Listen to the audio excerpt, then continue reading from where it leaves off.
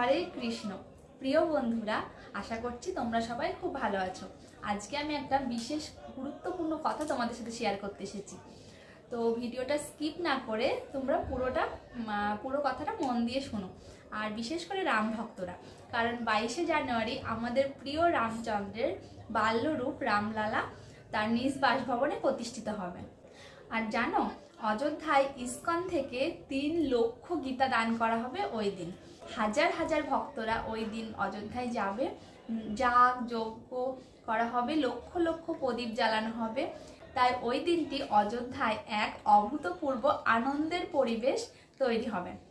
আর ইতিহাসের পাতায়ও ওই দিনটি স্মরণীয় হয়ে থাকবে। আর আমরাও ওই দিনটিকে আরও সুন্দর আর মেমোরেবল করতে পারি। তো ভাবছো কিভাবে? তো আমরা সেদিন কি করব?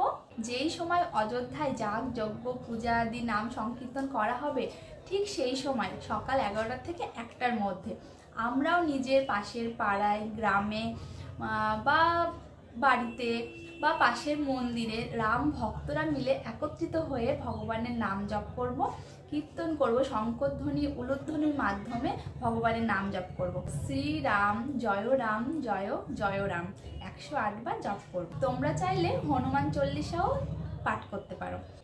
আর সন্ধ্যায় আমাদের বাংলার প্রতিটা ঘরে ঘরে অনেক প্রদীপ জ্বালিয়ে চারিদিক আলোর ঝর্ণা ধারায় সাজিয়ে তুলব। শ্রী রামচন্দ্র যেভাবে অকাল বোধন করেছিলেন, ঠিক সেভাবেই চলুন এই 22শে জানুয়ারি আমরাও সকলে মিলে অকাল দীপাবলি উদযাপন করি।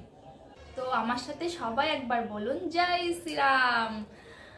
হরে কৃষ্ণ কৃষ্ণ কৃষ্ণ হরে হরে, হরে রাম রাম রাম হরে হরে। তো তোমরাও চাইলে ভিডিওটা শেয়ার করতে পারো তোমাদের নিজের লোকের সাথে, যাতে তারাও দেখে আর তারাও আমাদের সাথে সাথে এই দিনটি আরও স্মরণীয় করে তোলে।